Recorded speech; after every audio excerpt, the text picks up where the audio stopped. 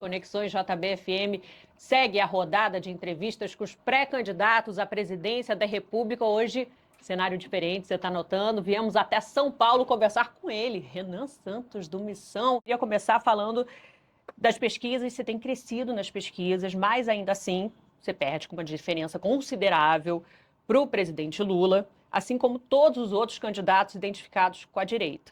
Somados, os votos desses candidatos ultrapassariam o presidente Lula.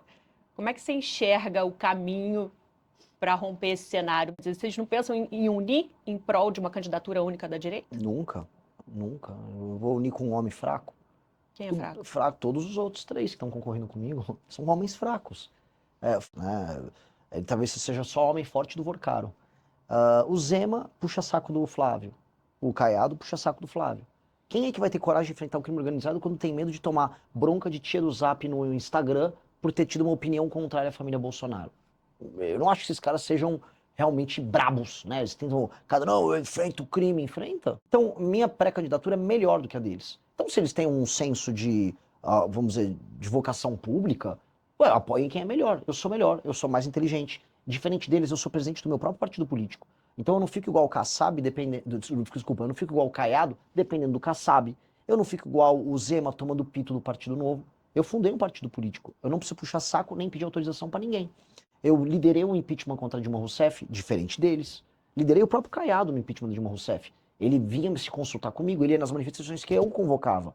Então o que eu quero dizer com isso? Se eles têm espírito público, então eles que se juntem à única pré-candidatura que cresce de verdade e que não precisa puxar saco do Flávio Bolsonaro. Mas você acha que você tem fôlego para crescer a ponto de vencer? Sou mais novo, tenho o meu próprio partido político, tenho a maior militância dessas eleições, tenho a maior campanha em redes sociais dessas eleições. Então, sim, fôlego eu tenho. Tanto que, até respondendo o início da sua pergunta, você falou, olha, você ainda perde pro Lula. E perde bem. Claro, eu sou desconhecido do eleitorado. Então, esse desconhecimento é literalmente o fôlego. Porque eu tenho, diferente deles, eu tenho espaço para crescimento. Minha rejeição é muito menor e meu conhecimento também é menor. Agora, quem me conhece vota? Bom, no público que mais me conhece, que é de 16 a 24 anos, de acordo com a pesquisa Atlas, eu tenho 36%. Então, sim, isso é sintoma de um fôlego de um mergulhador campeão olímpico.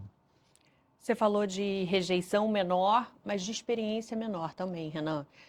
É a tua primeira eleição para a presidência da República. Você nunca disputou um cargo legislativo, nem de vereador antes. Bom, Dilma Rousseff teve grande experiência política já, né, e deu no que deu. Fernando Collor tinha grande experiência política, foi governador e deu no que deu. Ao mesmo tempo, o Milei não tem nenhuma experiência política, está fazendo um governo reformista.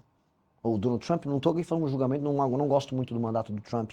Tem alguns méritos em algumas áreas, nunca assumiu o mandato. Então, eu posso encontrar bons e maus exemplos em candidatos com experiência em cargos pretéritas.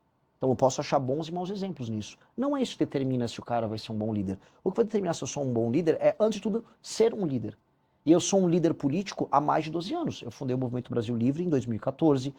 Na fundação do Movimento Brasil Livre, eu enfrentei todas as dificuldades possíveis, derrotei um governo estabelecido, que era o governo Dilma. E não foi apenas nas ruas, eu atuei no parlamento, eu fui vice-presidente do Comitê do Impeachment, fundei o próprio partido político, liderei parlamentares ao redor do Brasil que tiveram uma atividade legislativa reconhecida, o caso do Kim Kataguiri, que é parte do grupo ao qual faço parte. Então, eu tenho muita experiência política.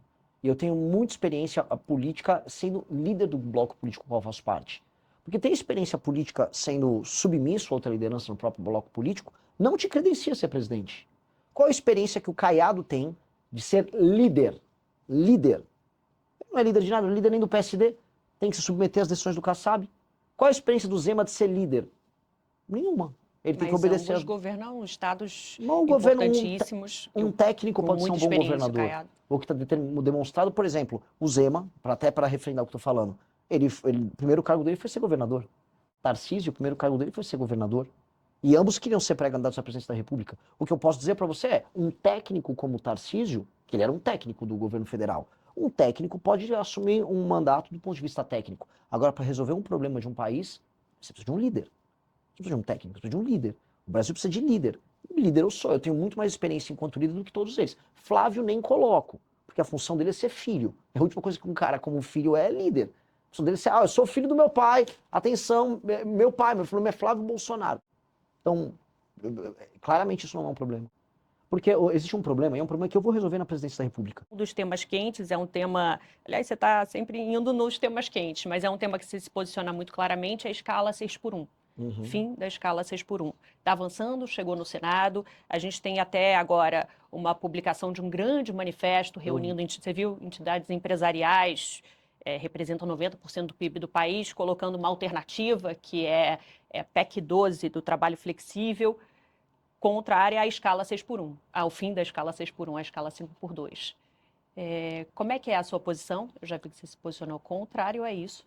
Minha posição é que o que o governo fez foi vagabundagem. A palavra é vagabundagem. Assim, o Brasil ele é um país que ele está fora das cadeias globais de produção. E para a pessoa que não está nos assistindo, o que isso significa?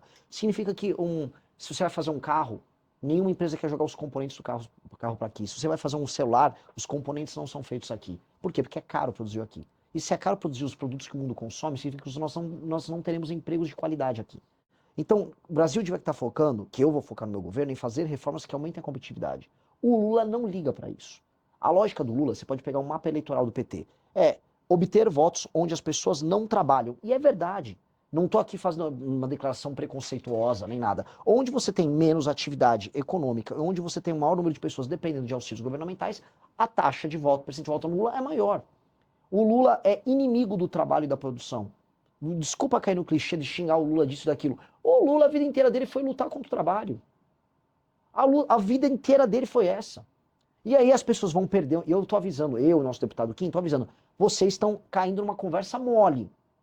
O brasileiro está passando por um arroxo, ou seja, nós passamos agora. Está aumentando os juros, está aumentando a inflação ao mesmo tempo. O dinheiro vai ficar mais caro, os produtos estão ficando mais caros, os serviços estão ficando mais caros, e o governo está falando, e você vai trabalhar menos. Ora, se a nossa produtividade não aumenta, portanto, a quantidade de dinheiro que o brasileiro gera por hora de trabalho não aumenta, como é que ele faz para pagar essa conta? Ele tem que trabalhar mais. É por isso que, tá todo mundo, o cara tem às vezes um emprego 5x2 na semana e fim de semana faz Uber. A mulher dele, que às vezes cuidava dos filhos, tá tendo que fazer pudim, tá tendo que fazer bolo para vender, tá todo mundo tendo que ralar para poder manter algum estilo de vida. A classe média está sendo destruída. E a resposta do governo é, não, fica tranquilo, você vai trabalhar menos e vai ganhar mais. É mentira.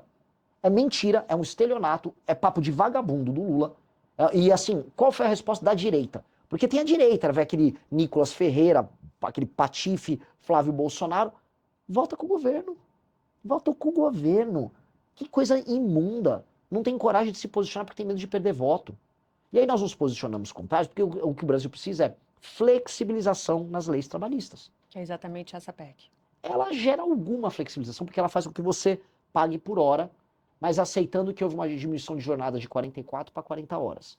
Ok, diminui de 44 para 40 horas. Isso vai fazer com que o brasileiro tenha que trabalhar, vá trabalhar menos? Não! O brasileiro vai fazer bico por fora.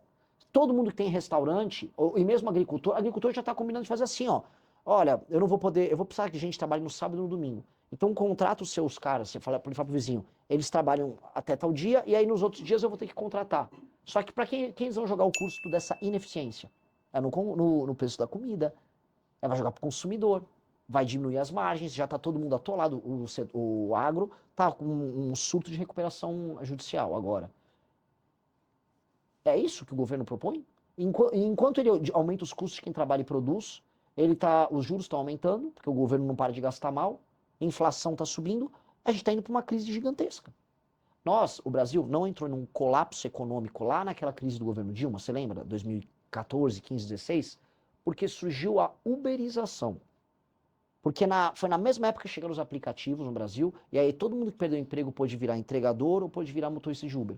E aí milhões, porque pensa assim, são milhões de motoristas, milhões de entregadores. E o núcleo familiar dessas pessoas? Quantas dezenas de milhões de pessoas não foram salvas da pobreza extrema nos grandes centros urbanos por conta da chegada da tecnologia? Hoje, eles estão tentando, vamos dizer, sabotar até essa atividade. E hoje, como eles evitam que o Brasil consiga gerar empregos de qualidade, eles estão jogando todo mundo numa mega informalidade. Não vai dar para ter todo mundo fazendo Uber agora. Não vai dar para todo mundo virar entregador. Ou seja, eles estão ferrando a vida dos mais pobres. E eles são irresponsáveis. Então, a nossa opinião é bem clara.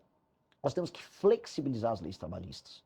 E é flexibilização pagando por hora, gerando concorrência nos sindicatos, porque o que vai acontecer? Se você tem um sindicato A, B ou C de entregadores, e aí um sindicato ele tem uma estratégia mais eficiente para representar um conjunto de entregadores, ele pode fazer as negociações patronais. Os Estados Unidos têm isso, várias nações têm isso. Aqui não, você tem que ter um sindicato, que tem uma federação lá, uma dessas confederações sindicais, que controla ele, ela faz os negócios que ela faz com as grandes empresas dele, porque todo mundo sabe, elege os deputados que ela precisa eleger, especialmente pelo PT, e não liga para o resultado do sindicalismo dela.